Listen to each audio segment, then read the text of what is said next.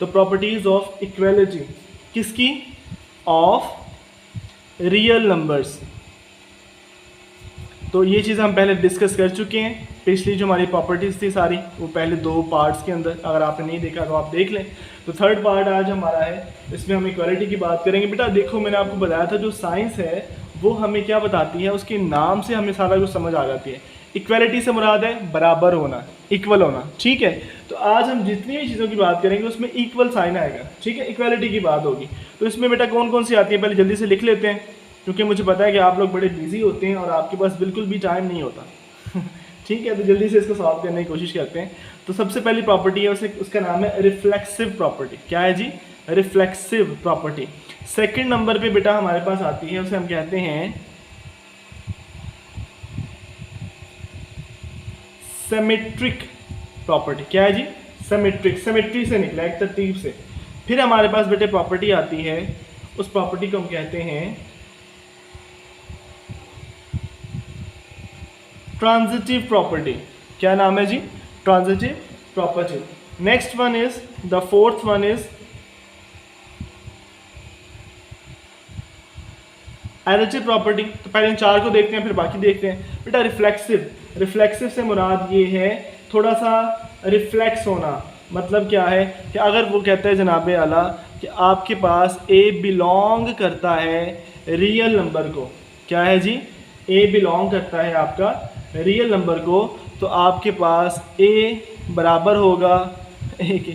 मतलब देखने में कितनी अजीब बात है कि भाई 3 इज़ इक्वल टू 3। कितना आसान काम है, ठीक है। और आपकी बुक पे जो बेटा इस तरह से उल्टा ए बना हुआ है, ये इस्तेमाल होता है फॉर ऑल के लिए। किसके लिए? For all. मैं यहाँ पे लिख देता हूँ, आपको याद रहेगा, फॉर ऑल, ये सिंबल है। अच्छा, उसके बाद बेटा सिमेट्री, सिमेट्रिक प्रॉपर्टी। सिमेट्री से निकला है सिमेट्रिक प्रॉपर्टी। इसमें वो कहता है भाई आपके पास क्या है, आपके पास एक ए है, आपके पास बी है, 2 नंबर्स हैं और ये दोनों बिलोंग करते हैं रियल नंबर को। 2 नंबर्स दोनों क्या है? बिलोंग करते हैं रियल नंबर को। तो अगर आपके पास ए बराबर होगा बी के, ए बराबर होगा बी के, this implies that B is equal to A. कान इधर से पकड़ो या उधर से पकड़ो, कान ही पकड़ना है। समझ आ रही बात की बेटा? एक नंबर जो दूसरे के बराबर है तो दूसरा पहले के बराबर है। अच्छा, उसके बाद आगे चलते हैं ट्रांजिटिव प्रॉपर्टी के बारे में। तो ट्रांजिटिव प्रॉपर्टी में हमारे पास नंबर बढ़ जाना है, मतलब ए बी, अभी तक 2 थे, तो ट्रांजिटिव में एक तीसरा नंबर ऐड हो जाएगा जो क्या है? सी है। कहता है अगर ए बी सी ये बिलोंग करते हैं तीनों के तीनों रियल नंबर्स को, और आपके पास ए बराबर है बी के, एंड जो सेट बिल्डर हमने पढ़ा हुआ है, ठीक है, सेट बिल्डर फॉर्म अगर नहीं पढ़ी हुई 8th क्लास में आपने, तो इसमें सिंबल्स यूज होते हैं हमारे पास। तो अगर कहता है ए बराबर हो बी के, एंड और क्या है हमारे पास, इसमें कहता है बी बराबर होगा सी के, ए बराबर है बी के, बी बराबर है सी के। तो इस लिहाज से हमारे पास ए बराबर है सी के। समझ आ रही है? अगर ए हमारे पास बी के बराबर है और जो बी है वो सी के बराबर है, इस लिहाज से जो ए है वो सी के बराबर होगा। जाहिर बात है कि अगर ये चीज़ बी के बराबर है और ये बी जो है उसके बराबर है, तो ए इसकी के बराबर भी मौजूद है। तो बेटा फाइनली एडिटिव प्रॉपर्टी के बारे में जाते हैं। एडिटिव प्रॉपर्टी से मुराद क्या है, इसमें पता चल जाता है ऐड करना, ठीक है। तो आपके पास नंबर मौजूद हैं, कौन कौन से?